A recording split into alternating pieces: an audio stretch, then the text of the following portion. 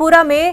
چھانا دجی کے جنگلات میں فوج اور ملیٹنٹوں کے درمیان انکاؤنٹر شروع ہو گیا ہے۔ تفصیلات کے مطابق چھانا دجی کے جنگلات میں ملیٹنٹوں کی موجودگی اطلاع ملنے کے بعد فوج، پولیس اور سی آر پی ایف نے علاقے کا محاصرہ کر کے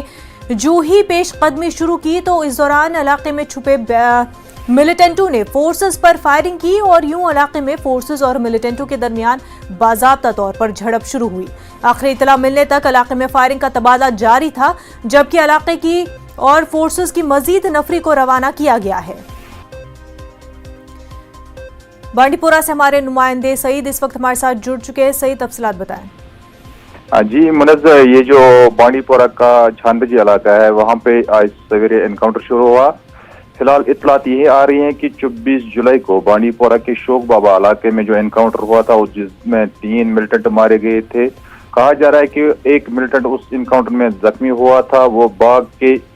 چھاندجی علاقے میں پہنچ گیا، وہ وہاں پہ چھپ کے بیٹھا تھا اور آج جیسے ہی فورسز کو اطلاع ملی کہ اس علاقے میں ملیٹنٹ چھپا بیٹھا ہے تو انہوں نے اس علاقے کو محاصرے میں لے لیا اور اس کے بعد جو ہی انہوں نے پیش قدمی شروع کی تو اس جو زخمی ملیٹنٹ وہاں پہ چھپا بیٹھا اس نے فائرنگ کی اور فی الحال علاقے میں جو ہے وہ فائرنگ ابھی جاری ہے اور جو فوج کی مزید دستے وہ علاقے کی اور روانہ کیے گئے ہیں کیونکہ جنگلاتی علاقہ ہے اور وہ یہ کوشش کر رہے ہیں کہ اس ملیٹنٹ کو بھاگنے کا ایک اور موقع نہ ملے اور فی الحال علاقے میں جو ہے انکاؤنٹر وہ جاری ہے۔ جی منظر۔ جی بالکل سعید، لیکن جنگلاتی علاقے میں اکثر یہ دیکھا گیا ہے کہ آپریشن جو ہے وہ چلتا تو ہے لیکن کافی ٹائم تک بھی چلتا ہے، لیکن ایسے میں جو ہے ملیٹنٹ وہاں سے فرار ہونے میں کامیاب بھی ہو جاتے ہیں۔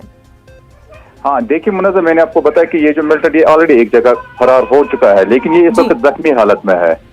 اور اس وقت اس وجہ سے اس کو زیادہ چانس نہیں دیا جائے گا کیونکہ زخمی حالت میں آلریڈی انجرڈ ہے یہ بندہ اور اس وقت جو فوج ہے ان نے چاروں اور اس کو گھیرے میں لے رکھا ہے اور اس وقت یہ بھی کہا جا رہا ہے کہ